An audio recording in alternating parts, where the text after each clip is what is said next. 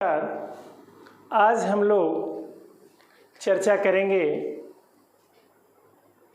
English grammar के एक महत्वपूर्ण कंसेप्ट की, और वो है parts of speech. Parts of speech यानी हम कह सकते हैं किसी भी वाक्य में बहुत सारे शब्द होते हैं और हर शब्द का अपना एक योगदान होता है। इसी तरह से इंग्लिश भाषा में भी जो स्पीच होती है, जो सेंटेंस होता है, उसमें जो पार्ट होते हैं, उन पार्ट्स को हम 8 भागों में बांटते हैं और उनको आइडेंटिफाई करते हैं कि कौन सा पार्ट किस नाम से जाना जाता है। सबसे महत्वपूर्ण प्रश्न ये है कि एग्ज़ाम की दृष्टि से ये पूछा जाता है, एक सेंटेंस दे दिया जाएगा और उसमें पूछा जाएगा कि इसमें से एडजेक्टिव कौन सा है, तो उसके ऑप्शंस दे दिए जाते हैं। बड़ा आसान सा होता है, लेकिन ये काफ़ी डिफ़िकल्ट भी लगता है। अगर हम एक सेंटेंस की बात करें तो उसके थ्रू हमें जानेंगे कि कौन सा पार्ट इस सेंटेंस में क्या रोल प्ले करता है, और हम बहुत आसानी से उसको आइडेंटिफाई कर लेंगे। तो हम पहले 8 लिख लेते हैं, जो 8 पार्ट ऑफ स्पीच हैं उनको हम लिख लेते हैं और उनको हम देखते हैं कि उनके क्या वैल्यूज़ हैं, उनके क्या कैरेक्टर्स हैं, और उसके आधार पर उनको हम कैसे पहचानेंगे। सबसे पहला हम लिखते हैं नाउन, जिसको हम हिंदी में कहते हैं संज्ञा। तो संज्ञा को हम पहचानेंगे कैसे? ये एक नेमिंग वर्ड है, यह एक नेमिंग वर्ड है, यानी नाम अगर लिखा है, नाम का मतलब यहाँ हुआ किसी व्यक्ति का नाम, किसी वस्तु का नाम, नेम ऑफ पर्सन, प्लेस और थिंग। जैसे हमने कह दिया गर्ल, तो एक समुदाय, एक वर्ग को यह नाम दिया जा रहा है गर्ल का। इस तरह से जैसे हम कह सकते हैं रमेश बुक, गर्ल, ये सब हम कह सकते हैं कि नाउन है, क्योंकि ये नामकरण है व्यक्ति के नाम पे। जैसे हमने डेली बोल दिया, हमने कैमरा बोल दिया, हमने हाउस बोल दिया, तो ये सब एक वर्ग विशेष के लिए नाम दिया गया है। तो हम कहते हैं कि नाउन को हम नेमिंग वर्ड्स के द्वारा पहचान सकते हैं। दूसरा है प्रोनाउन। प्रोनाउन को हम कहते हैं रिप्लेसिंग वर्ड। रिप्लेसिंग वर्ड का मतलब है जो नाउन को बदल दे। नाउन देखने में थोड़ा सा और सुनने में, लिखने में तो बड़ा लगने लगता है, तो उसको अगर रिप्लेस कर दे जो शब्द, उसको हम कहते हैं प्रोनाउन। जैसे ही, सी, इट, आई आदि, इनको हम कहते हैं प्रोनाउन। यानी नाउन की जगह जो लेस शब्द रिप्लेस करे जो नाउन को, उसको हमने बोल दिया प्रोनाउन। और तीसरा है वर्ब। वर्ब को हम कहते हैं एक्शन वर्ड। ऐसा शब्द जो सक्रियता दिखाए, कार्य दिखाए, एक्शन दिखाए, उसको हम कहते हैं वर्ब। जैसे गो, वॉक, प्ले। और इसके साथ साथ इसमें स्टेट का भी वर्ड आता है, यानी जो स्थिति को दिखाए। उसमें हम हेल्पिंग वर्ब यूज़ करते हैं, जैसे इज, एम, आर एट्सेट्रा। जैसे हमने कहा आई एम हैप्पी, तो एम लगा, तो ये सब हेल्पिंग वर्ब है और ये वर्ब है, लेकिन ये वर्ब के कैटेगरी में इनको हम पहचानते हैं। चौथा है एडवर्ब, जिसको हम कहते हैं, हिंदी में हम कह सकते हैं क्रिया विशेषण। लेकिन क्रिया विशेषण से पहले हम एक वर्ड पढ़ लेते हैं, adjective.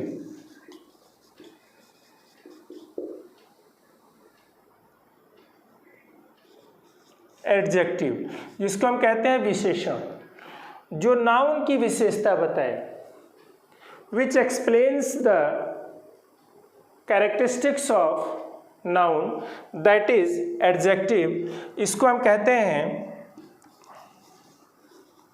Describing word. Describing word यानी जैसे येलो, डार्क, लिटिल, हाई, इस तरह से हम उसको, अगर हम एडजेक्टिव को एक्सप्लेन करने वाला या एडजेक्टिव को डिस्क्राइब करने वाला शब्द कहें तो वो किसको डिस्क्राइब करेगा? नाउन को, कि लंबा व्यक्ति है, छोटा व्यक्ति है, काला पेंट है, येलो कार है, इस तरह से। तो ये डिस्क्राइबिंग वर्ड के रूप में जाना जाता है। पांचवा है एडवर्ब। इसको हम कहते हैं क्रिया विशेषण, यानी जो वर्ब की विशेषता बताए। जैसे इसमें सबसे वर्ड है जैसे वेरी, स्लोली, हम इसमें लिख सकते हैं वेरी स्लोली। चलता है तो कैसे चलता है? धीरे धीरे। स्मूथली, स्पीडली, यानी जो वर्ब की विशेषता बताए उसको हम कहते हैं एडवर्ब। इसी तरह से छठा वर्ड है, जो पार्ट ऑफ स्पीच का छठा भाग है, वो है कंजंक्शन।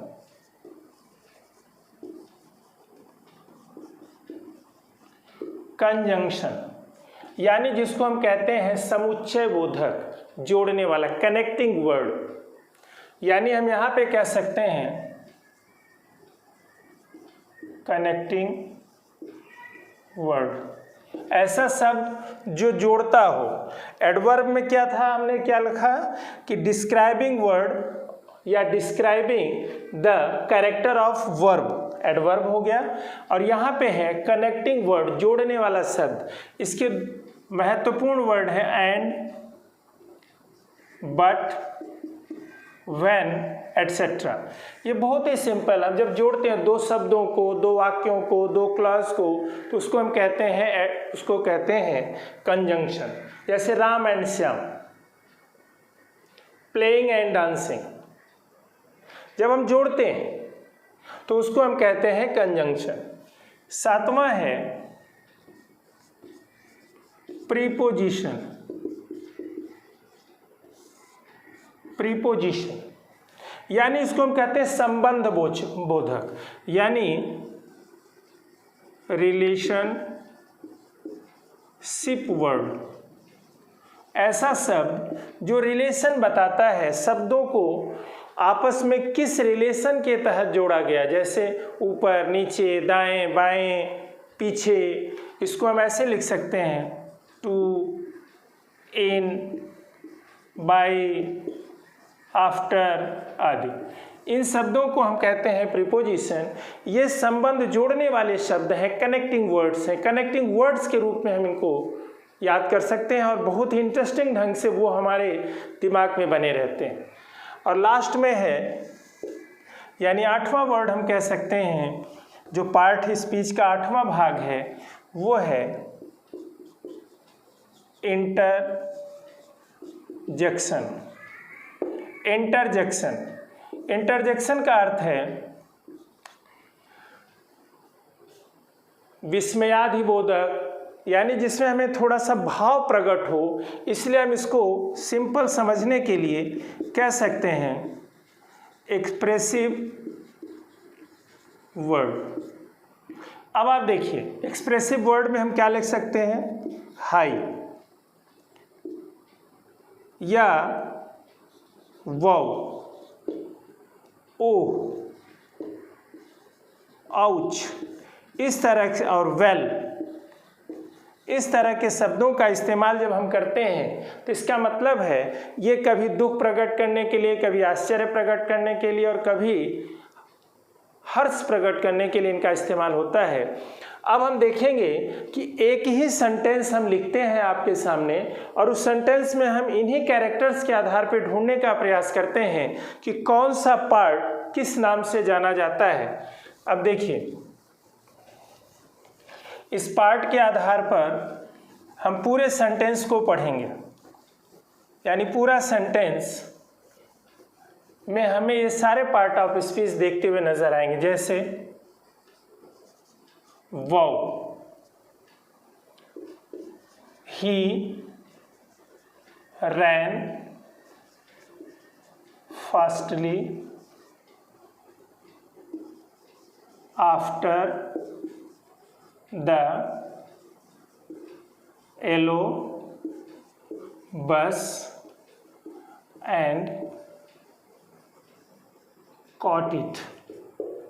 अब इसको आप देखिए, इसमें हम देखेंगे इस पूरे सेंटेंस में wow, he ran fastly after the yellow bus and caught it. अब आप देखिए वाओ जो शब्द है वो क्या है, वो आश्चर्य को प्रकट कर रहा है, संशय दिखा रहा है, एक्सप्रेशन दिखा रहा है, इसलिए इसको हमने दे दिया इंटरजेक्शन हो गया, ये इंटरजेक्शन हो गया।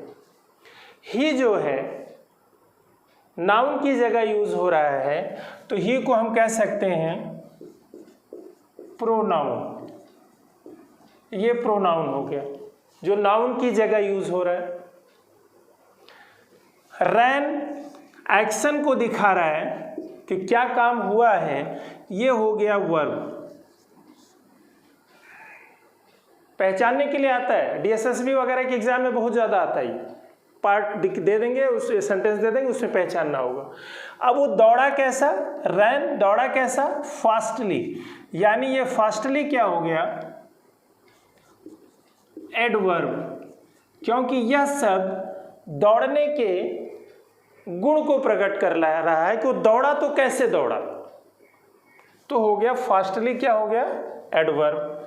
आफ्टर क्या है, आफ्टर वर्ड है, ये रिलेशन बता रहा है किसके ऊपर, कि वो येलो कार जो है उसके पीछे दौड़ा, तो आगे दौड़ा, पीछे दौड़ा, बगल से दौड़ा या क्या है, तो आफ्टर क्या हो गया, प्रीपोजिशन। ये प्रीपोजिशन का उदाहरण हो गया। द जो वर्ड है ये डिटरमिनर है, जो कि एक तरीके से एडजेक्टिव का भी पार्ट है, तो हम यहाँ डिटरमिनर इसको लिख सकते हैं। ये डिटरमिनर है जो एडजेक्टिव का भी पार्ट कह सकते हैं हम। तो जो बस है वो कैसी है, बस क्या है, बस यहाँ नाउन है जो एक विशेष प्रकार के यंत्र को या स्थिति को प्रदर्शित कर रही है कि वो बस है, तो वो नाम दिया गया, तो बस भी क्या है, नाउन। और इस नाउन की जो विशेषता बता रहा है वो है, वो बस कैसी है, येलो है, ये हो गया एडजेक्टिव। यानी जो नाउन की विशेषता बता रहा है कि बस कैसी है, पीली है, येलो है, तो हो गया एडजेक्टिव। इसी तरह से जो एंड है ये जोड़ रहा है दो शब्दों को, इसलिए इसको हम कहते हैं कंजंक्शन।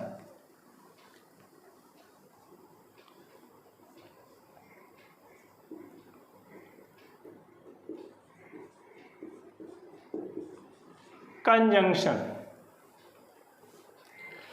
और इसी तरह से कॉट वर्ड फिर एक बार आता है वर्ब का, और ये हम कह सकते हैं इसको, ये भी वर्ब है, पकड़ा, यानी उसके पीछे दौड़ा और उस बस को पकड़ लिया, यानी उस बस पे चढ़ गया।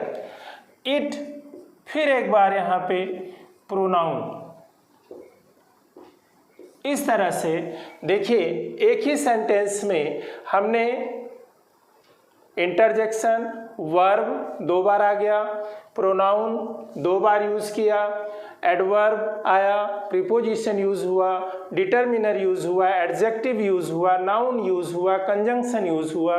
इस तरह से हमने देखा कि बहुत आसान है कि जब हम इस छोटे से वीडियो के द्वारा किसी सेंटेंस को आइडेंटिफाई करने का प्रयास करें और उनको पार्ट्स में बांट के उनको समझें। ये वीडियो आपको ज़रूर पार्ट ऑफ स्पीच का कंसेप्ट क्लियर करेगा। धन्यवाद।